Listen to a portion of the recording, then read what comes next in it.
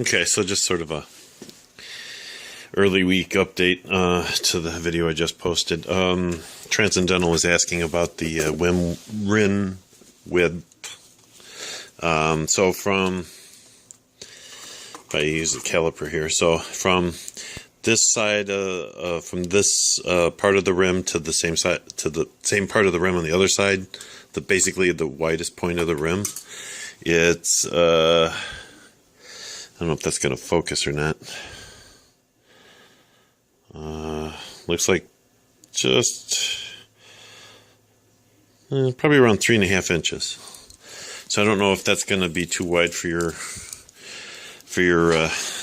application or not.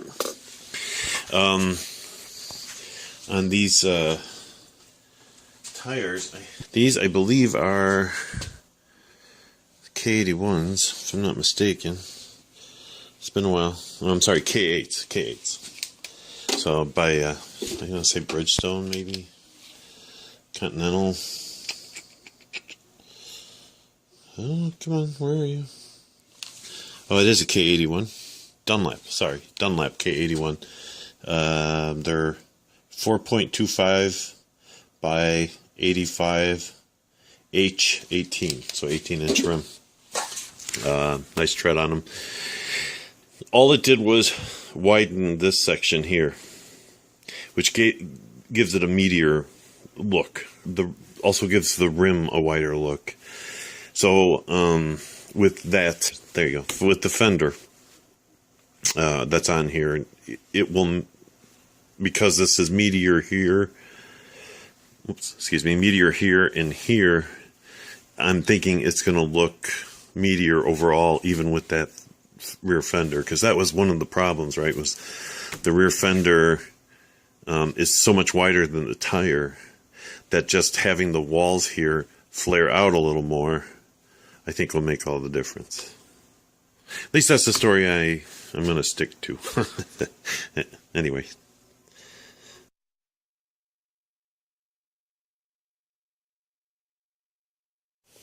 So the other thing I got to do tonight is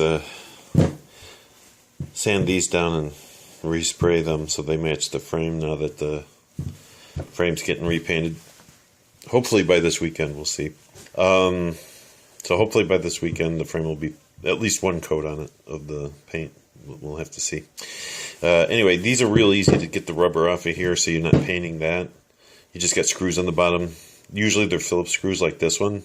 They're a pain to get out, but once you get them out, replace them with something else, which is what I'm going to do. I meant to do this the last time I painted it, but I didn't, and it's fine, but it's time to get some stainless steel screws to go in here. Because you can see I replaced one with an Allen because I lost a screw, and this one and this one both have the star portion of the Phillips is all stripped out. But anyway, you take these two off, and then the whole rubber piece just comes out, and then this comes off. And then you're just left with this, and then the rod that goes inside there. It's real easy to paint, and then you can recondition these. You know, I soaked them in hot water for a little while, and then hit them with some stuff that's supposed to bring back make it more pliable. I don't think it really worked, but it did clean them real good, so that was kind of the goal anyway. I should take these apart, because there's like a pin here, there's like a Carter key. So if you take that Carter key off and you pop the pin out, then these two pieces are separate. It makes it even that much easier to paint. The problem is the spring in here can be fiddly, and since mine's kind of iffy to begin with, and these parts, like this spring for this one, or this pressure spring here, those are hard parts to come by, so I'm just going to leave them alone. I don't need to separate them to paint them. They're just going to get one or two quick light coats, so it's not going to keep them from moving, and it'll look better for sure. But you can see where I've kind of leaned into the corner once too many times.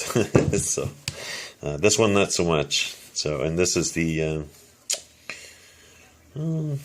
shifter side, so that would be the left side. So apparently I favor the right side, the right corners, if you will. So, but this one has this goofy spring in it so that when you lift it up, it stays up so you can kickstart it. And then when you're done, you can just flip it back down. This one doesn't need that because it's on the side of the shifter. So it just has a regular spring that just pushes back against it. So anyway, these are all you're going to need is a screwdriver, a Phillips, ideally a number 3 JIS screwdriver. It's a Japanese Phillips number 3, but any standard number 3 Phillips will work. It's just the JIS one fits these a little better. The reason I have these two was because the screws that were in here would not come out with a screwdriver, so I just grabbed them with a small pair of vice grips and twisted, and they came off. But you have to be kind of careful and go gently, or you'll snap the screw off, and you don't want to do that. And then I replaced them with a couple more of these that I had laying around, and then I lost them, so I went with these and a lock washer to make sure they didn't come off. But now that I have the time, I'm going to replace these with Phillips screws like it's supposed to be in here, but I'm going to use stainless with a little anti-seize on them so that if I want to remove them in the future, I can. So, and that will do it for tonight. That's all she wrote. Talk to you later, guys.